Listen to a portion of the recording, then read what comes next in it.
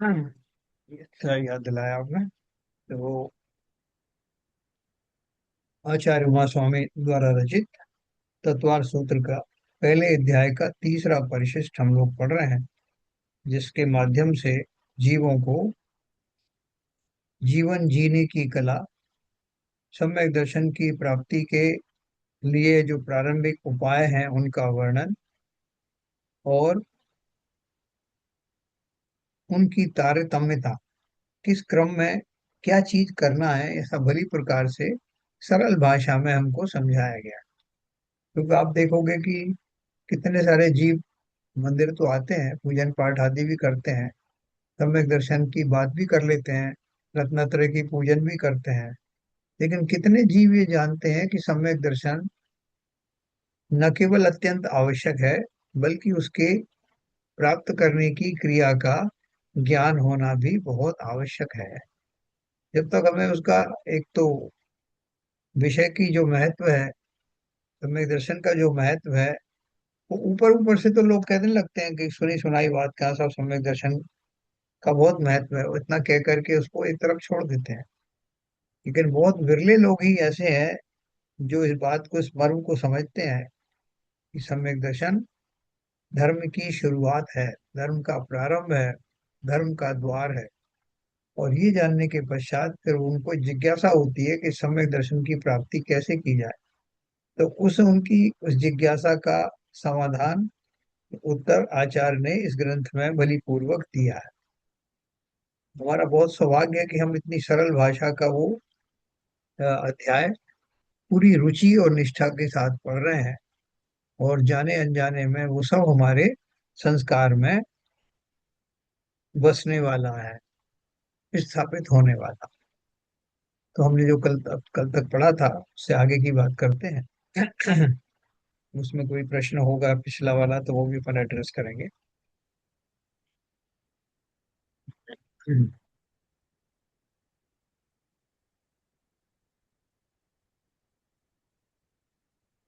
देखिए, हमारी बात ये थी कि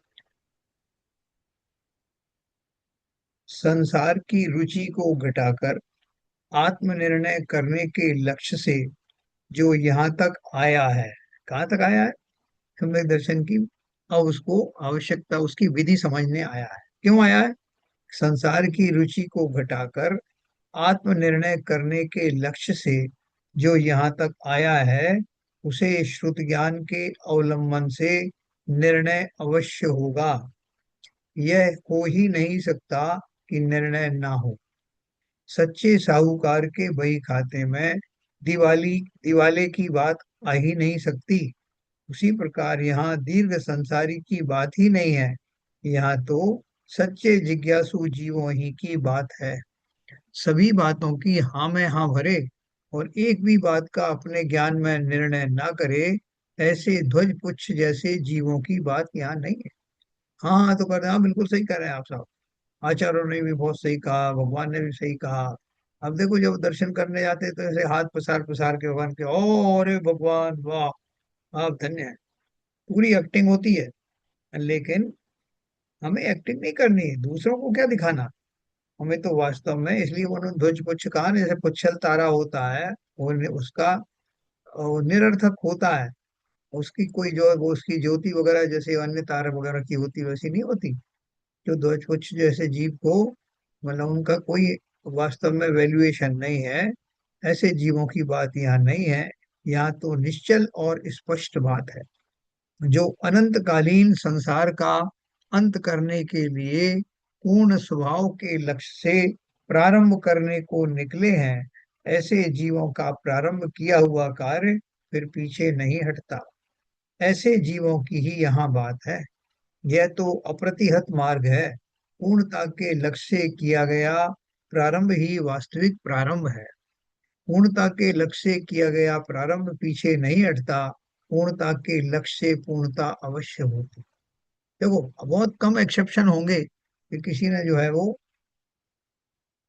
ब्रह्मचर्य व्रत या प्रतिमाएं धारण की, उसके पश्चात वो जो है मुनि दीक्षा ली, मुनि दीक्षा के बाद में और उस उसमें निष्णात हुए, निष्णात हुए के बाद में उन्होंने श्रेणी आरोहण किया, ये सब क्रम पड़ता है। लेकिन ऐसा बहुत कम होगा कि जो मुनि होने के बाद में बोले कि नहीं मुझे तो अलग क्षुल्लक बनना है, वापस आया हो। या अलग क्षुल्लक की दशा वाले को लगे कि नहीं मैं तो गृहस्थ, बेकार से गृहस्थी छोड़ दी मैंने, मुझे तो वापस गृहस्थी में जाना है। ऐसा बहुत बहुत रेयर चांस है ऐसा होने के। किसी के स्वास्थ्य वगैरह के कारण से, कोई और दशाओं के कारण से तो ऐसा हो सकता है। लेकिन ये माना जाता है कि जो जीव इस जनेश्वरी मार्ग पर आगे बढ़ा है, वो वास्तव में आगे बढ़ने के लिए ही बढ़ा है। और वो उस किंचित भी अपना किसी भी हाल में पीछे हटने को तैयार नहीं होता। उस साधना के लिए उसने अपना मार्ग पकड़ा है, जो निरंतर वृद्धिंगत होती चली जाती।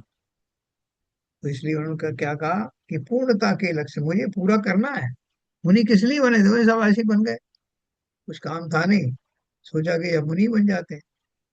बोले नहीं, उनका लक्ष्य है पूर्णता को हासिल करना, पूर्ण वीतरागी बनना। पूर्ण वितरागी बनना, केवल ज्ञान आदि का को प्रकट करना, और कालांतर में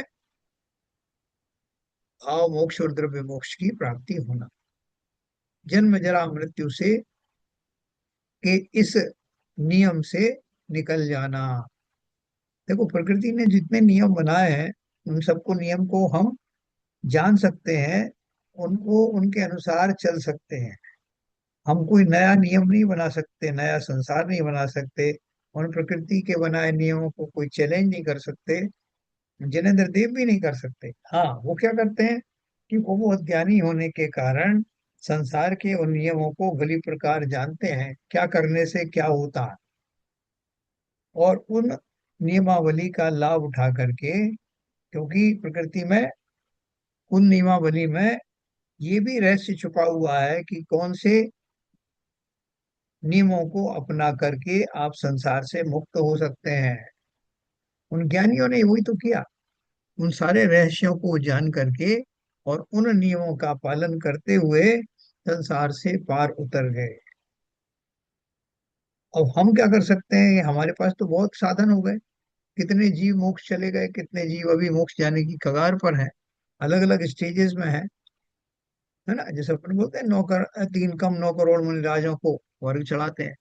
तो मतलब 3 कम 9 करोड़ मुनिराज हमेशा विद्यमान रहते हैं। उनमें कौन से शामिल है? कोई इतने गुण स्थान वाले इतने हैं, उस गुण स्थान वाले इतने हैं, हमेशा वो बना रहता है, वो कोटा पूरा बना रहता है। इन जनरल थोड़ा बहुत ऊपर नीचे हो सकता है।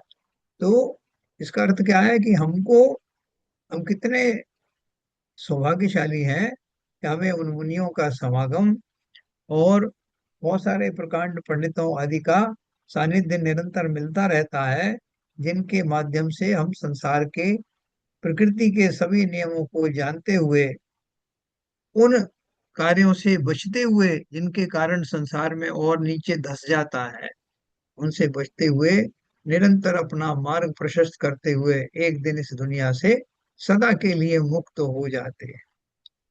है ना? बहुत सौभाग्यशाली है। न केवल मध्यलोक में आ गए हैं, बल्कि मनुष्य पर्याय में आ गए हैं। उत्तम मनुष्य पर्याय मिली है, जिनवाणी का समागम मिला है, तीव्र ऐसी इतनी बुद्धि मिली है कि हम जिनवाणी को भली भांति उसके अर्थ सहित समझ सकें और उनका उसका मर्म समझ सकें, और तीव्र रुचि प्रकट हुई। ये सारे एक से एक दुष्कर कार्य हैं जो हमें प्राप्त हुए। अब देर नहीं करना, पूर्णता के लक्ष्य से प्रारंभ करो। अपन बोलते हैं ये काम साहब मैं पूरा करके ही छोड़ूंगा, संसार में बोलते हैं ना। तो करके छोड़ोगे तो करो, ऐसा काम करो ना। तो बोल रहे हैं ऐसे जीवों का प्रारंभ किया हुआ, यहाँ जो अनंतकालीन संसार का अंत करने के लिए पूर्ण स्वभाव के लक्ष्य से प्रारंभ करने को निकले हैं, ऐसे जीवों का प्रारंभ किया हुआ कार्य फिर पीछे नहीं हटता। ऐसे जीवों की ही यहाँ बात है। यह तो अप्रतिहत मार्ग है, पूर्णता के लक्ष्य से किया गया प्रारंभ ही वास्तविक प्रारंभ है। पूर्णता के लक्ष्य से किया गया प्रारंभ पीछे नहीं हटता। पूर्णता के लक्ष्य से पूर्णता अवश्य होती है ना? आप विश्वास तो रखो कि आपको निराश नहीं होना पड़ेगा, आगे बढ़ते चले जाओ। जिस ओर की रुचि उसी ओर की रटन। वो क्या बोल रहे हैं कि अपन ने संसार में भी देखा है कि हमारा जिस तरह की रुचि होती है उसी तरफ का हम मार्ग के ऊपर चलना शुरू कर देते हैं, और उसी से संबंधित जो सारी कलाएं सीखते हैं, उनमें जो निष्णात होते हैं उनको हम अपना गुरु बना लेते हैं। तो क्या बोल रहे हैं, एक की एक बात ही पुनः पुनः अदल बदल कर कही जा रही है, किंतु रुचिवान जीव को उकताहट नहीं होती। नाटक का रुचिवान मनुष्य नाटक में वंस मोर कहकर अपनी रुचि वाली वस्तु को बारंबार देखता है। देखो, एक रामलीला चलती है, महाभारत की कथाएं आती हैं, वही के वही हर साल रिपीट होती है। रामायण की रामलीला होती है और वो वही पात्र बनते हैं, वही सारी घटनाएं होती हैं, वही डायलॉग बोले जाते हैं, लेकिन कोई ऊबता नहीं है कि साहब इसको हर साल क्यों दिखाते हैं। इतनी बार दिखाने क्या, उन्हीं का पाठ पाठ हो रहा है, जैसे जो अजैन भाई हैं, जनेतर भाई हैं, उनके यहाँ कहीं सुंदर कांड का पाठ हो रहा है, कहीं दूसरे कांड का पाठ हो रहा है। तो वो सब क्या है, उनसे ऊबते क्यों नहीं। तो बोल रहे हैं, इसी प्रकार जिन भव्य जीवों को आत्मरुचि हुई है और जो आत्म कल्याण करने को निकले हैं, वे बारंबार रुचि पूर्वक प्रति समय खाते पीते चलते फिरते सोते जागते उठते बैठते बोलते चलते विचार करते हुए निरंतर श्रुत का ही अवलंबन स्वभाव के लक्ष्य से करते हैं। उसमें किसी काल या क्षेत्र की मर्यादा नहीं करते। उन्हें श्रुत ज्ञान की रुचि और जिज्ञासा ऐसी जम गई है कि वो कभी भी हटती नहीं। ऐसा नहीं कहा कि अमुक समय तक अवलंबन करना चाहिए और फिर छोड़ देना चाहिए, किंतु शुद्ध ज्ञान के अवलंबन से आत्मा का निर्णय करने को कहा। जिसे सच्ची तत्व की रुचि हुई है, वह दूसरे सब कार्यों की प्रीति को गौण ही कर देता है ना। जैसे मैंने आपसे बोला था ना कि एक ही सेंटेंस बोला कि हमको रात्रि भोजन नहीं करना चाहिए, तो रात्रि भोजन से संबंधित सारी बातें उसमें आ गई। जीवों की दया उसमें आ गई, संयम उसमें आ गया, रात्रि में इतने जीवों का संचरण होता है वो आ गया, और उसके अतिरिक्त त्रस जीव कौन होते हैं जिनका घात होता है, एक इंद्रिय जीव कौन होते हैं जिनका घात होता है, एक इंद्रिय जीव कहाँ रहते हैं, वो कितने प्रकार के होते हैं, त्रस कितने प्रकार के होते हैं, त्रस नाली किसे कहते हैं, जहाँ त्रस नाड़ी है वो तीन लोक का स्वरूप बताया। तीन लोक किसे कहते हैं, संसार किसे कहते हैं, बोले छह द्रव्यों के समूह को संसार कहते हैं। तो छह द्रव्य कौन से होते हैं, तो छह द्रव्यों को पूरा का पूरा उसमें दर्शन आ जाता है।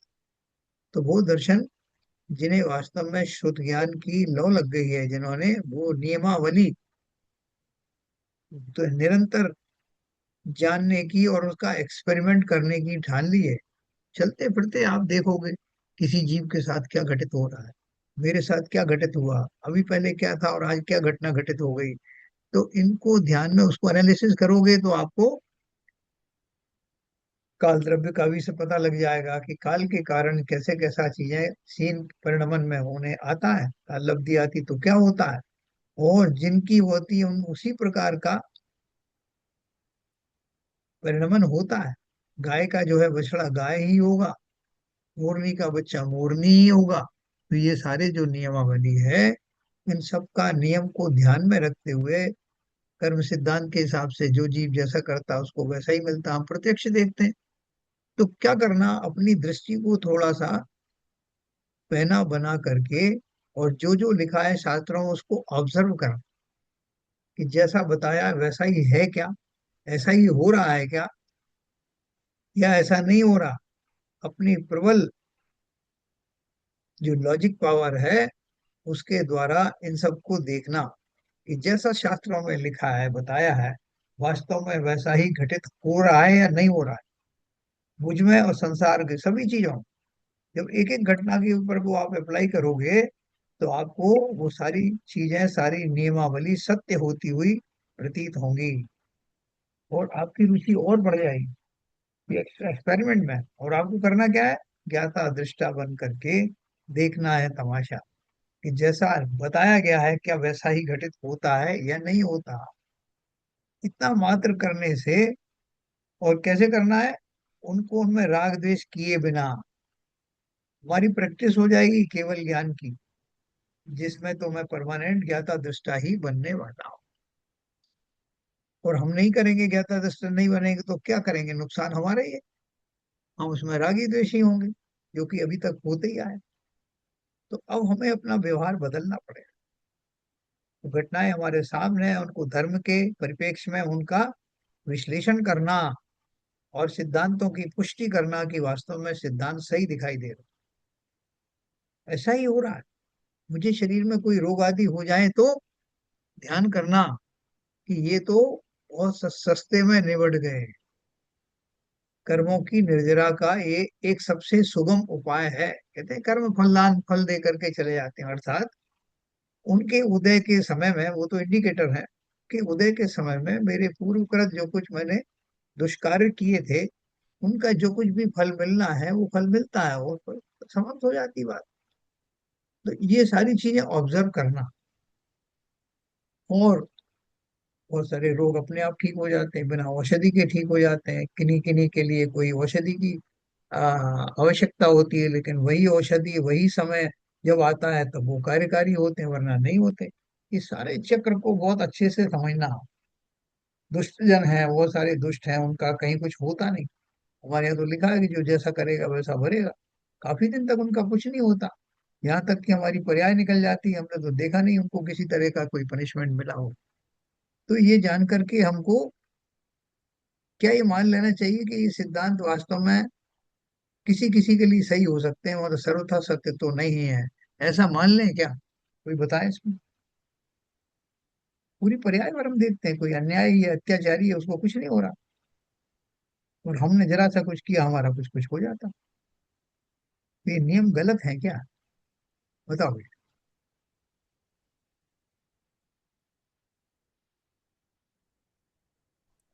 नहीं सर, नियम तो बिल्कुल सही है, बिल्कुल भी 1% क्या .0001% भी गलत नहीं है। नियम तो यूनिवर्सल है, सार्वजनिक है।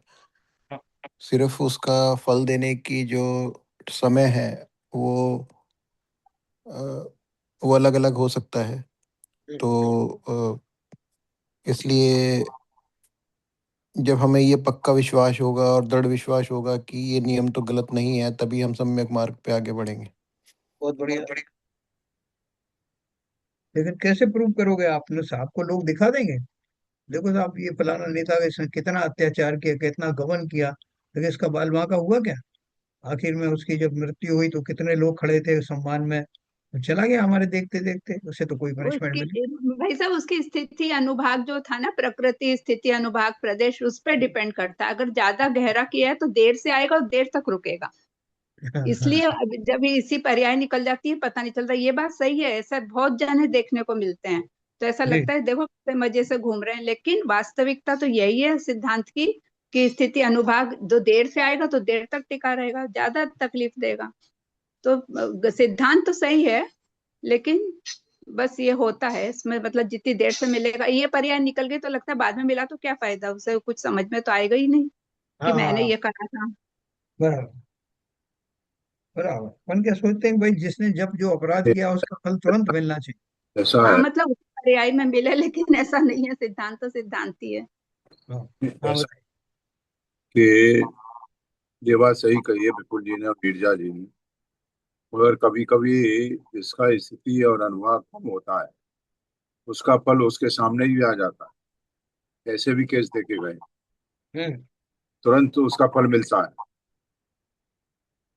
और ये शायद उदाहरण में देना नहीं चाहता, ये साक्षात हम लोगों ने इसका महसूस किया है और हमने आंखों से देखा है। जैसा किया जैसा बोला, उसका फल उसके कुछ समय बाद ही सामने आ गया। जी। तो ये स्थिति अनुभाग कौन सी प्रकृति का बंध हुआ है, कौन सी स्थिति का बंध हुआ है, कौन सा अनुभाव का बंध हुआ है, वो उसके ऊपर डिपेंड करता है किस तरह के भाव थे, क्या थे।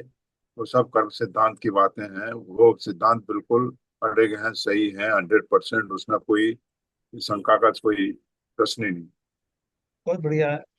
देखो आप सबने एक बात बहुत अच्छी सी कही कि अपने शास्त्रीय शब्द को ना उपयोग करके भी बात कह दी कि वो जो आवाधा काल है कि किस जीव का कौन सा कर्म कितने समय के बाद उदय में आएगा। हमने पढ़ा था कि जितना लंबा आबादा काल होगा, समझ लो कि उतना ही गहरा उसका और लंबे समय तक उसका फल मिलने वाला है।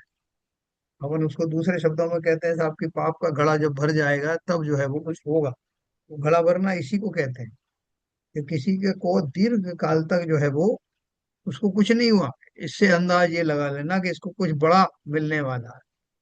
और ऐसा ही होता है कि जो सागरों वाला जो कर्म होता है उसके लिए सैकड़ों हजार साल का आवादवा काल होता है बीच में। तो सिद्धांत बिल्कुल अपनी जगह पर सत्य है। और उस सत्य को, उस सिद्धांत को समझ करके आवाधा काल कितना जो है उसको, अवधि काल लंबा होने के फायदे भी हैं। क्या फायदे हैं?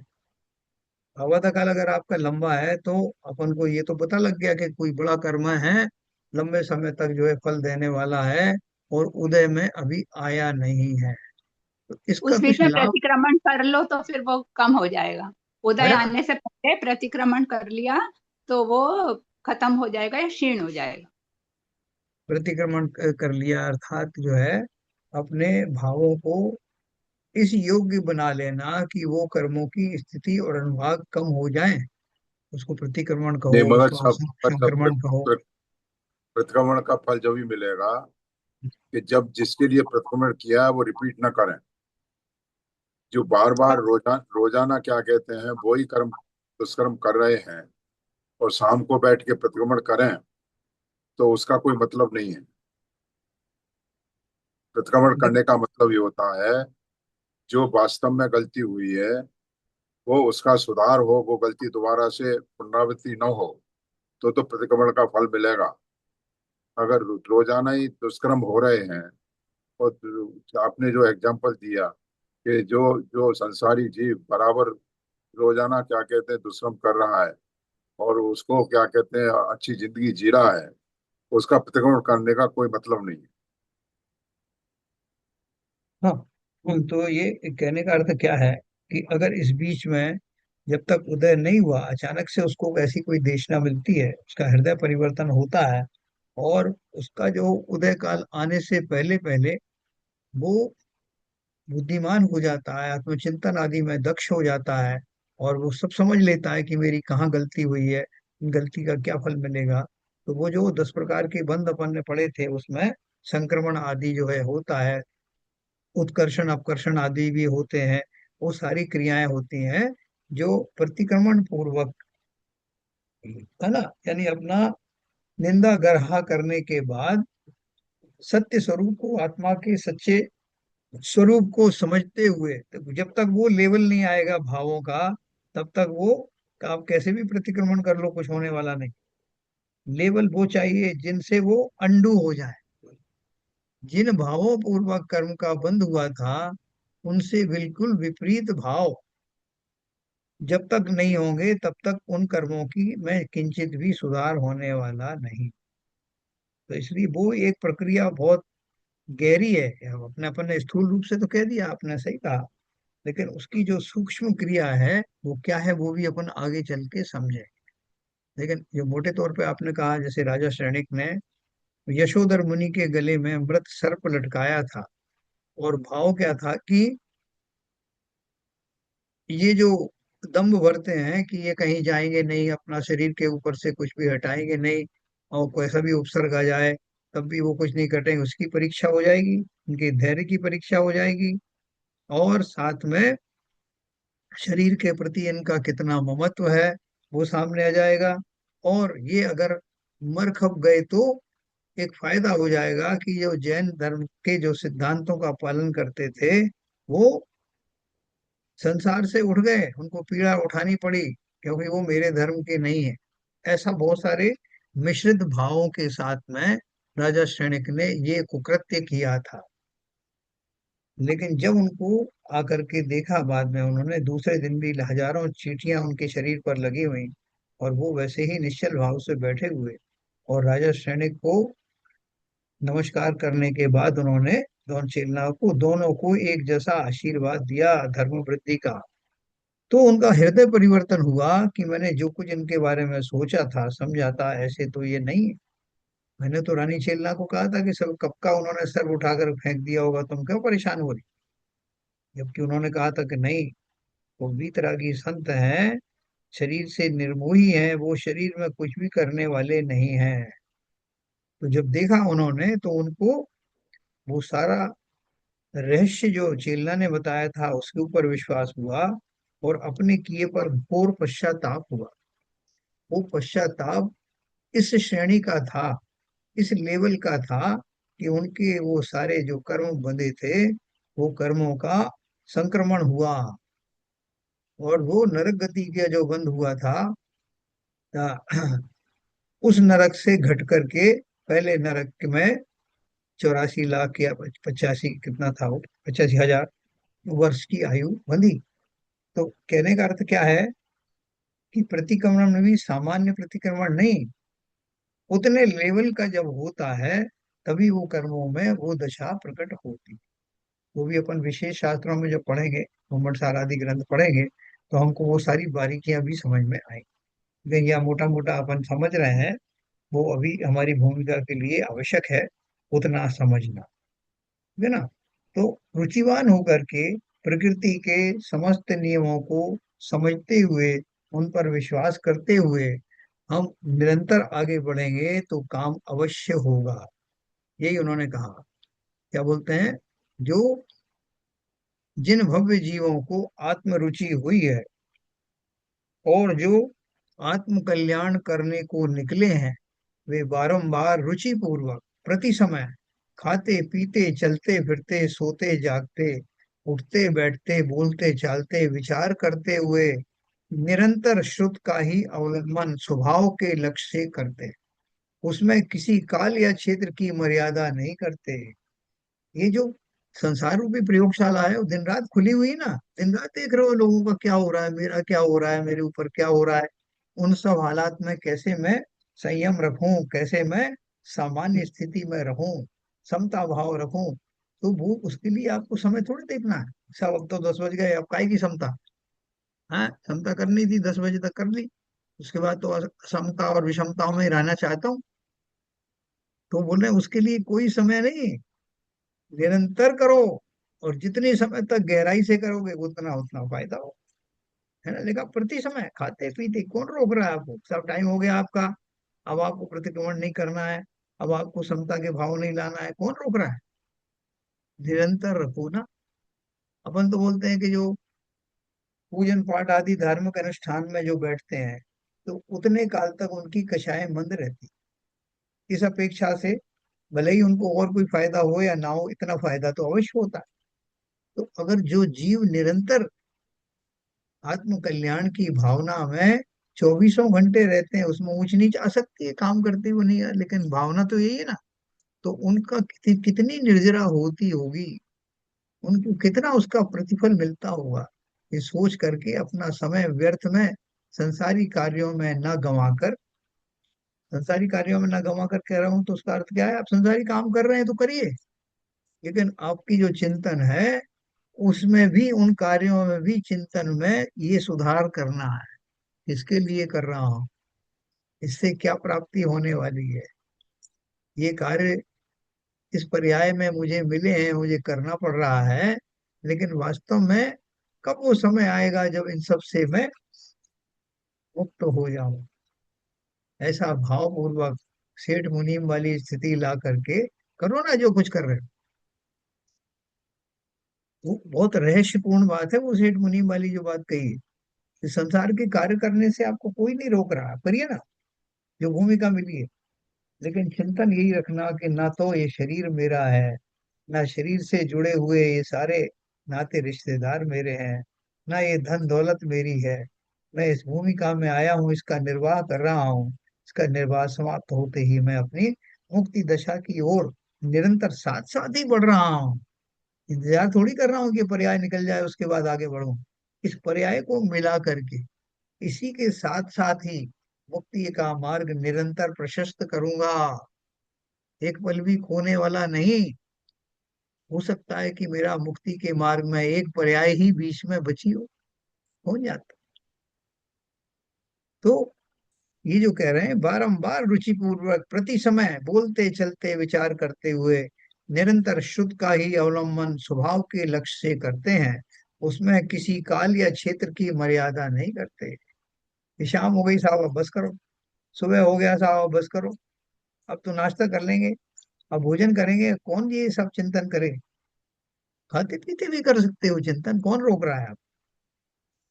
कि काश वो दिन कब आएगा जब वास्तव में जो पूजन में मैं बोलता हूँ, क्षुधा रोग विनाशनाय, ये क्षुधा, ये जन्म मृत्यु, ये सारी विनाश को प्राप्त हो जाए। संसार में पदों की अभिलाषाएं, ये काम आदि की व्यथाएं, ये सब से मैं मुक्त हो जाऊं, वो क्षण कब आए? ऐसा निरंतर भाव रखने वाला अवश्य ही इन पीड़ाओं से मुक्त होगा, इसमें कोई संदेह नहीं। उसमें किसी काल क्षेत्र की मर्यादा नहीं करते। उन्हें श्रुत ज्ञान की रुचि और जिज्ञासा ऐसी जम गई है कि वो कभी भी नहीं हटती। ऐसा नहीं कहा है कि अमुक समय तक अवलंबन करना चाहिए और फिर छोड़ देना चाहिए, किंतु शुद्ध ज्ञान के अवलंबन से आत्मा का निर्णय करने को कहा। जिसे सच्ची तत्व की रुचि हुई है, वह दूसरे सब कार्यों की प्रीति को गौण ही कर देता। वो जो विशल्या का आपने सुना ना, लक्ष्मण जी को शक्ति लगी थी, तो हमारी जैन रामायण के अनुसार वो संजीवनी बूटी नहीं, बल्कि वो विशल्या के पुण्य के प्रताप से उनके शरीर में ऐसी शक्ति प्रकट हुई थी कि उनका स्पर्श किया हुआ जल या चंदन, वो ऐसे व्यक्तियों तक को ठीक कर सकती है जिनको ये अमोघ शक्ति लगी हो। और उन्होंने उसके लिए क्या किया था पिछले भाव में, कि वो एक नारी थी जो निरंतर धर्म के मार्ग में चिंतन करती रहती थी। उनको किसी विद्याधर ने हरण कर लिया था, वो अपने माता पिता से अलग हो गई, दूर चली गई थी, और जंगल में किसी अजगर ने उनको निगल लिया था, ये कहानी मैंने आपको बताई थी। और जब उसको निगल लिया और खाली उनका मुंह गर्दन दिखाई दे रही थी, तब तक उनके पिताजी को मालूम पड़ा, और वो वहां पहुंच गए, उनके ऊपर उसके ऊपर धनुष बाण तान दिया। तो उसने क्या कहा? उसने कहा, पिताजी मैं तो बचने वाली हूं नहीं, मेरा समय आ गया, और ये जो जीव है इसकी भूख ही समाप्त हो जाने, तो इससे भर जाने दो पेट इसका, मेरा तो क्या अगली पर्याय में जो जो होना है वो होना है, लेकिन मेरी वजह से इसके प्राण क्यों हरने वाले हो? मेरी भी पर्याय पूरी हो रही। ऐसा कौन कह सकता है? क्योंकि उस विशल्या के जीव ने उस पूरी पर्याय भर निरंतर तपस्याएं की, निरंतर अपने चिंतन में ये बात बसा के रखी, एक पल भी विसार नहीं किया। तपस्या खाली फिजिकल नहीं थी, मानसिक रूप से वो निरंतर तैयार रहती थी कि कभी भी आयु समाप्त हो जाए तो पछतावा नहीं होगा कि मैंने कुछ किया ही नहीं। हमेशा तैयार, एक घड़ी मत विसरो करो नित आओ जम मुख बीच में। उसने इस सिद्धांत का पालन किया, एक घड़ी भी संयम से पीछे नहीं हटेगी, कि आयु कब समाप्त हो जाए, और वही हुआ। आयु भले ही समाप्त हो गई हो, लेकिन उसका वो संयम भाव उसको विशल्या के रूप में स्थापित कर गया। तो यहाँ कहने का अर्थ क्या है, कि कभी भी उसका लिमिट नहीं आता, कि अब बस हो गया, जो शुद्ध ज्ञान का अवलंबन करना था वो हो गया साहब, इतने बजे से इतने बजे तक करता हूँ, मैंने नियम लिया हुआ है। अरे उसका क्या नियम? मैं आत्मद्रव्य निरंतर हूँ, मेरी रुचि भी अपने ऊपर ही तो है ना, निरंतर रहनी चाहिए। अपने घर में अपना बेटा है, पत्नी है, तो उसका कुछ नियम रखते हैं कैसा? आप सुबह 8 बजे से लेकर 10 बजे तक ही मैं इसको अपना बेटा मानूंगा, उसके बाद जो मर्जी आए। निरंतर आपका है, आप उसकी मान्यता रखते हैं। ऐसे ही उन्होंने कहा, आत्मा का निर्णय निरंतर बना रहना चाहिए। जिसे सच्ची तत्व की रुचि हुई है, वह दूसरे सब कार्यों की प्रीति को गौण ही कर देता है ना। सच्चा तो ये है ना, इसलिए आपको कोई कुछ भी कहे, उससे आपका ध्यान हटता नहीं। प्रश्न किया किसी ने, तब क्या सत की प्रीति होती है, इसलिए खाना पीना और व्यापार धंधा सब छोड़ देना चाहिए? और शुद्ध ज्ञान को सुनते ही रहना चाहिए, किंतु उसे सुनकर भी करना क्या है। तो कितना सिंपल ढंग से क्वेश्चन पूछा जो मैंने आपको ऊपर बताया। तो बोल रहे हैं सत की प्रीति होती है, इसलिए क्या खाना, जिनको सत की प्रीति है वो खाना पीना छोड़ देते हैं क्या, व्यापार धंधा छोड़ देते हैं क्या, और निरंतर उसको सुनते रहें क्या, और कोई काम ना करें क्या, और सुन भी लिया तो सुन करके क्या फायदा करें, क्या लाभ हो जाए। वो सारे लोग आपको ऐसे मिलेंगे, देखो गांव में भी मिलेंगे, शहरों में भी मिलेंगे, बोले साहब मैं तो दिन रात जो है हमारे घर में भक्तम्बर स्तोत्र चलता रहता, गुरबाणी चलती रहती, और कार में बैठता हूँ तो उसमें भी नमोकार मंत्र चलता रहता है निरंतर साहब हमारे यहाँ तो। और वो जनवाणी चैनल और वो तो टीवी पर निरंतर चलती रहती, तो एक पल भी हमारा बेकार नहीं जाता, शुद्ध ज्ञान ही चलता रहता। तो मात्र ये सुनते रहने से, ये रिकॉर्ड लगाते रहने से कितना भला होगा, ये उनका क्वेश्चन है। सुन करके क्या करना। उत्तर दिया, सत की प्रीति होती है, इसलिए तत्काल खाना पीना सब छूट ही जाए, ऐसा नियम नहीं है, किंतु उस ओर की रुचि तो अवश्य कम हो ही जाती है।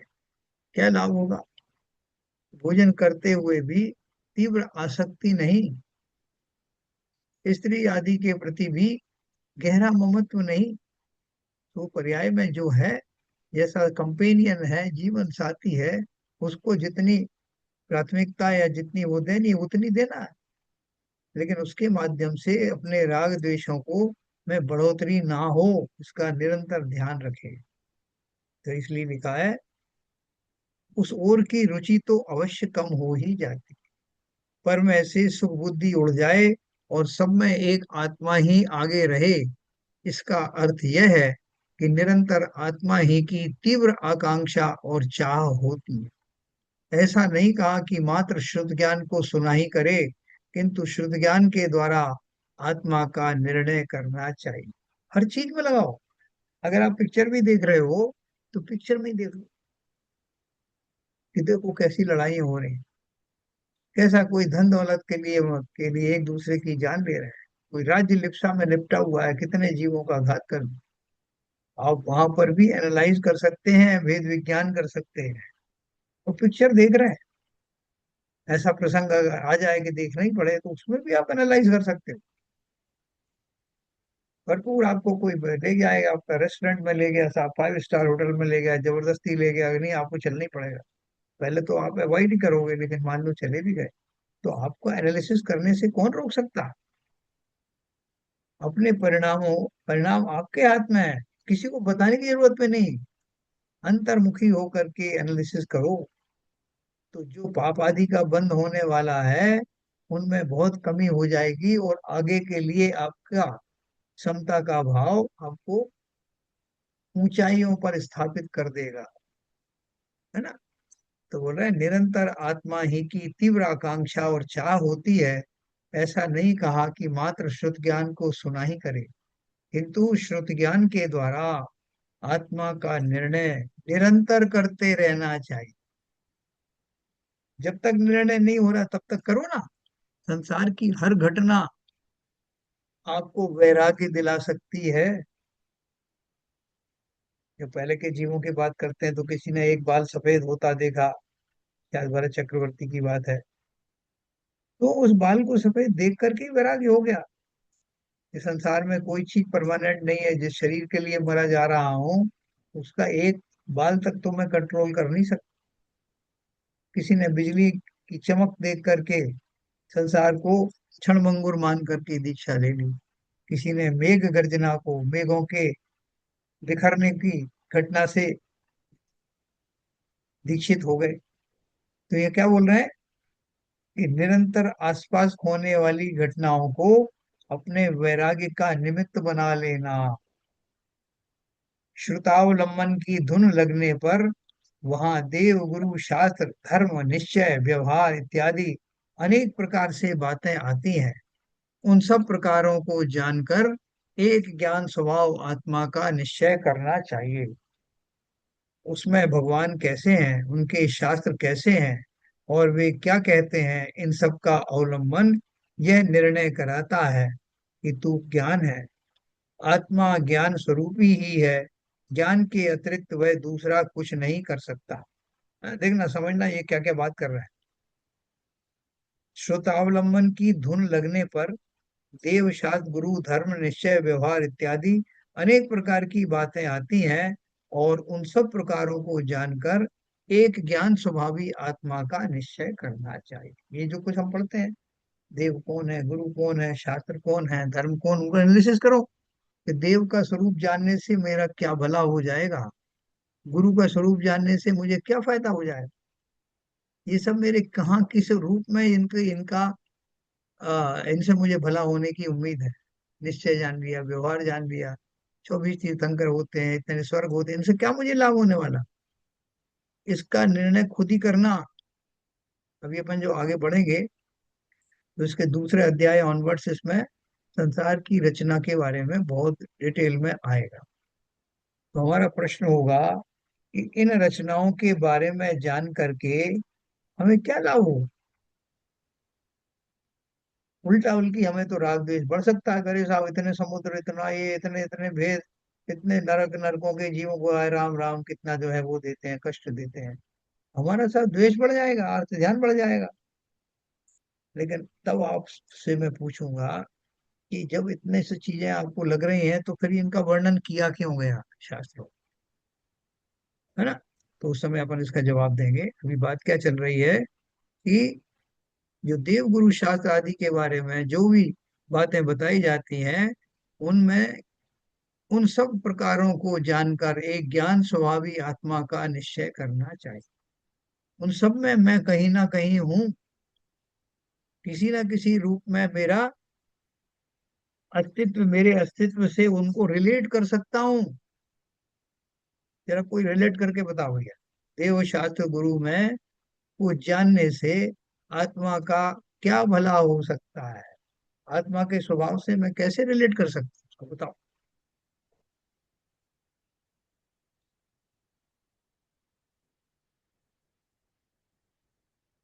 भाई देवसात गुरु के आलम्बन से हाँ। हम, जैसे अनंत देव को अगर उनका आलम्बन करेंगे, उनके गुणों का ज्ञान करेंगे, वो कैसे उन्होंने मुक्ति पाई है, अनंत देव कैसे बने हैं, और उसका वर्णन हमें शास्त्रों में मिलता है। कि जो वाणी खड़ी है उनके श्रुत के हिसाब से हमें मिलता है। गुरु से हमें देशना मिलती है, वो बताते हैं। तो गुरु जो मुनि बने हैं तो वो साक्षात दिखाई देते हैं कि वो मोक्ष मार्ग पर प्रशस्त हो रहे हैं। ये हमारे सामने प्रत्यक्ष स्वरूप से एग्जाम्पल है। तो ये तीनों देव सात गुरु का आलम्बन लेने से श्रुत ज्ञान के द्वारा हमें आलम्बन मिलता है और हम भी मोक्ष मार्ग पर प्रशस्त हो सकते हैं। बहुत बढ़िया, बहुत बढ़िया। तो उनमें रिलेट अपने को वही करना है कि इनसे मेरा कैसे भला हो रहा। आत्मा ज्ञान स्वरूप ही है, ज्ञान के अतिरिक्त वह दूसरा कुछ नहीं कर सकता। देव, गुरु, शास्त्र कैसे होते हैं और उन्हें पहचान कर उनका अवलंबन करने वाला स्वयं क्या समझा है, यह इसमें बताया। तू ज्ञान स्वभावी आत्मा है, तेरा स्वभाव जानना ही है। कुछ पर का करना या पुण्य पाप के भाव करना तेरा स्वभाव नहीं है। इस प्रकार जो बताते हों वे सच्चे देव गुरु शास्त्र हैं, और इस प्रकार जो समझता है वही देव गुरु शास्त्र के अवलंबन से श्रुत ज्ञान को समझा है, जो आपने बताया। किंतु जो राग से, निमित्त से धर्म मनवाते हों और जो यह मनवाते हों कि आत्मा शरीर आश्रित क्रिया करता है, जड़ कर्म आत्मा को हैरान करते हैं, वे वास्तव में देव गुरु शास्त्र सच्चे नहीं हैं, है ना। अगर ऐसे शास्त्रों में आपको मानना, ऐसी मान्यता आए उनको पढ़ने से कि उनसे मन में राग आदि की का पोषण हो और शरीर और आत्मा की भिन्नता ना करके शरीर को ही आत्मा का एक भाग बताया जाए, ऐसे शास्त्र सच्चे शास्त्र नहीं है, ऐसे देव, ऐसे गुरु भी सच्चे नहीं है। जो शरीर आदि सर्व पर से भिन्न ज्ञान स्वभाव आत्मा का स्वरूप बतलाता हो और यह बतलाता हो कि पुण्य पाप का कर्तव्य आत्मा का नहीं है, वही सत श्रुत है, वही सच्चा देव है और वही सच्चा गुरु है। और जो पुण्य से धर्म बताए, शरीर की क्रिया का कर्ता आत्मा को बताए, और राग से धर्म बताए, वह कुगुरु कुदेव कुशास्त्र है, क्योंकि वे यथावत वस्तु स्वरूप के ज्ञाता नहीं है, प्रत्युत उल्टा स्वरूप बतलाते हैं। जो वस्तु स्वरूप को यथावत नहीं बतलाते और किंचित मात्र भी विरुद्ध बतलाते हैं, वे कोई देव गुरु या सच्चे शास्त्र नहीं है। देखो, इन्होंने एक बात कही है कि भाई बहुत सारे शास्त्रों में बहुत सारे गुरु जो हैं वो पुण्य आदि की क्रियाओं को ही धर्म बता दे, बल्कि उनको ऐसे पर्यायवाची शब्द के रूप में इस्तेमाल करते हैं। भैया ये करोगे तो बहुत पुण्य लगेगा, और इस पुण्य के फल से एक दिन तुम मोक्ष चले जाओ। तो या तो वो स्वयं ही उस मर्म को नहीं समझते, या किसी अपेक्षा से वो ऐसा बोल रहे हैं। तो वो अपेक्षा उनको भी क्लियर होना चाहिए और लोगों को भी क्लियर करना चाहिए। लेकिन अपेक्षा कुछ भी लगाओ, निश्चय रूप से तो पुण्य चूंकि एक आश्रव है, जैसे पाप आश्रव है ऐसे पुण्य भी आश्रव है। और आश्रव का अर्थ हुआ कि उससे बंद होता है, और बंद का अर्थ हुआ कि उसका मोक्ष मार्ग अवरुद्ध होता है। तो उनसे तो निर्जरा होने का सवाल ही नहीं पैदा होता, बल्कि बंद ही होता है। इसलिए कोई कितने का ऐसा पुण्य के कार्य करो, पुण्य कमाओ, तो वो भली भांति समझना, पुण्य कमाने के लिए नहीं बैठे हम। पुण्य तो उस मार्ग में यूं ही मिल जाता है, जैसे गेहूं के साथ भूसा। जो भी शुद्ध क्रियाएं करता है, आत्मा का चिंतन आदि करता है, अपने स्वरूप में जाने का प्रयत्न करता है, उसके उस प्रोसेस में वो गेहूं तो लगता ही लगता है मुक्ति रूपी, साथ में पुण्य रूपी भूसा भी प्राप्त होता ही होता है। लेकिन मैं भूसे के लिए खेती थोड़ी करता हूँ। कोई भी किसान हो, वो इसलिए नहीं खेती करता कि साहब मुझे जो है भूसा उगाना है जिससे पशुओं का पेट भरे, मेरे पास इतने पशु हैं। वो तो बाई प्रोडक्ट है। ठीक उसी प्रकार से अगर वो भूसे के लिए खेती कर रहा है तो लोग उसको मूर्ख कहेंगे। इसी प्रकार से ये पुण्य आदि जो सामग्री है, उसका खाली फल उतना ही है कि वो स्वयं ही उत्पन्न होती है। अगर संसार में मैं रुचिवान हूँ, तो वो पुण्य से प्राप्त सामग्री में मेरा और ज्यादा राग बढ़ जाता है, और जो उस सामग्री के जुटाने में बाधक बनता है, उनसे मेरा द्वेष हो जाता है। तो बहुत अच्छे से समझना, पुण्य और पाप में क्या अंतर है। और मोक्ष मार्ग के लिए पुण्य और पाप दोनों ही आश्रव हैं, इसलिए दोनों की ही वांछा ज्ञानी को नहीं होनी चाहिए। है ना, जो लिखा ना जो शरीर आदि सर्व पर से भिन्न ज्ञान स्वभाव आत्मा का स्वरूप बतलाता हो, और यह बतलाता हो कि पुण्य पाप का कर्तव्य आत्मा का नहीं है, वही सत श्रुत है, वही सच्चा देव है और वही सच्चा गुरु। ठीक है ना। तो इसमें बहुत सावधान है ना। जैसा आपको कह दिया जाएगा कि भैया भगवान के ऊपर 3 लोटे पानी डालो तो बहुत पुण्य की प्राप्ति होगी, उनका जो लाड़ू होना है निर्वाण लाड़ू चढ़ाओ, तो चढ़ाने से आपको एक दिन मोक्ष होगा, एक दिन आपका लाड़ू से लोग चढ़ाएंगे। तो अपन उससे बहुत जोश में आ जाते हैं, और हम ये मान बैठते हैं कि ये सही कह रहा है, इतना सस्ते में अगर मोक्ष मिलता है तो बहुत बढ़िया है, एक की जगह 4 लाड़ू चढ़ा दूं, है 3 लोटे की जगह चौथा लोटा, और बड़ा लोटा एक छिपा के रख दूंगा, लोगों को समझ में ही नहीं आएगा। करते करते आंख बचा के रहो के अपना बड़ा लोटा निकाल के और पूरा भिगो दूंगा भगवान, फिर तो जाऊंगा ना मोक्ष। ये बातें बहुत अच्छे से समझना। क्रियाओं को करने की मनाही नहीं है, करते भी हैं श्रावक अपनी भूमिकाओं, लेकिन बहुत ज्ञान पूर्वक करना कि उन क्रियाओं से क्या लाभ होता है, कितना लाभ होता है। एक व्यक्ति ने 2 बूंद पानी डाला, तो क्या जरूरी है कि उसका कुछ पुण्य का लाभ हुआ ही नहीं। और पुण्य का लाभ लेने के लिए नहीं, जब मैं जिनेन्द्र देव का बहुमान करता हूँ अभिषेक आदि से, पूजन आदि से, तो मैं उनके उन गुणों को आदर्श मानकर स्वामी स्थापित करना चाहता हूँ, गुणों का बहुमान करता हूँ। मुझे नहीं चाहिए, कुछ आकांक्षा नहीं है कि इससे मुझे फायदा हो जाए। कथाएं हमारी इतनी चलती हैं कि उसने ऐसा किया और एक बुढ़िया ने एक छोटे से कलश से पानी डाला तो उसकी प्रतिमा पूरी भीग गई, जबकि और लोगों के कलशों से नहीं भीगी। ऐसी बहुत सारी वर्तमान योग की कहानियां हैं।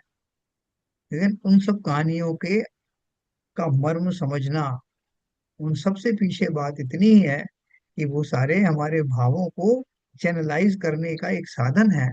लेकिन हमें पुण्य, मात्र पुण्य बांधने के लिए या पुण्य की अभिलाषा से वो कार्य नहीं करने हैं। पुण्य तो आश्रम है, अपने आप वो बंद होता है। प्रशस्त पुण्य आदि अपने आप बंद होता है। तीर्थंकर जो है वो कोशिश थोड़ी करते हैं कि मेरा समुचरण बहुत शानदार बने। हैं?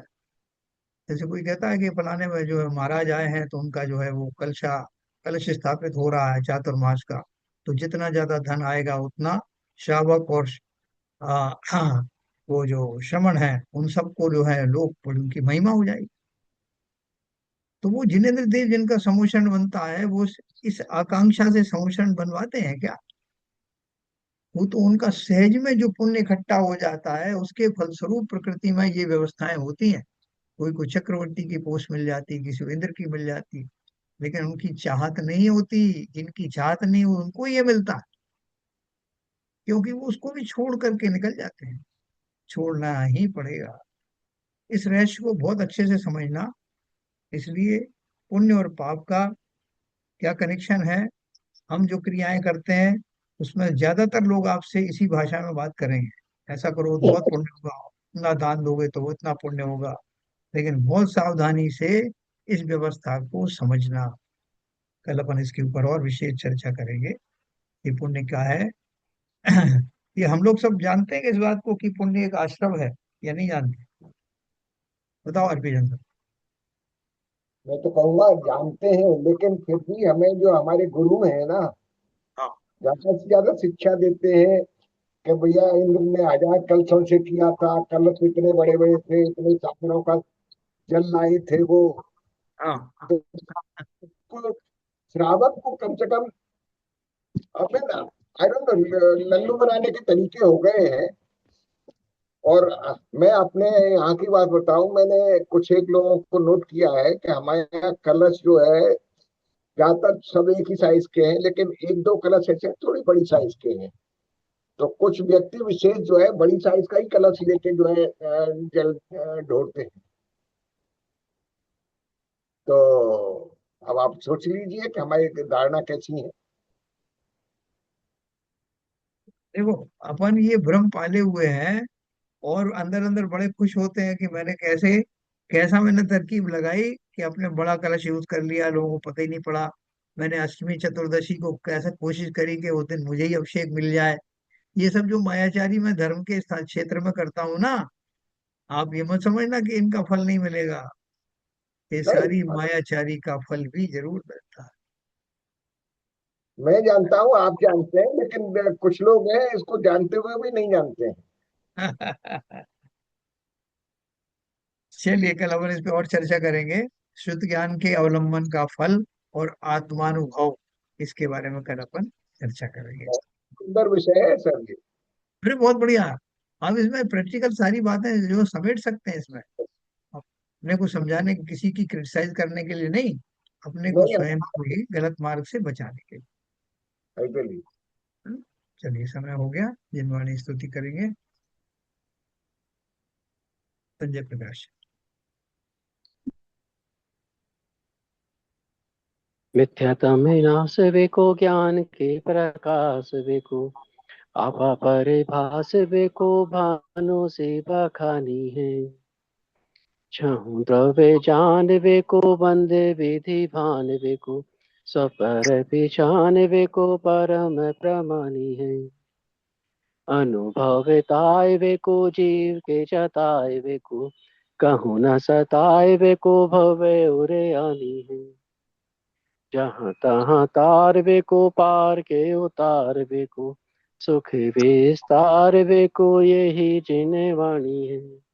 हे जिनवाणी भारती तो है जपू दिन रैन जो तेरी शरणा गए सो पावे सुख चैन।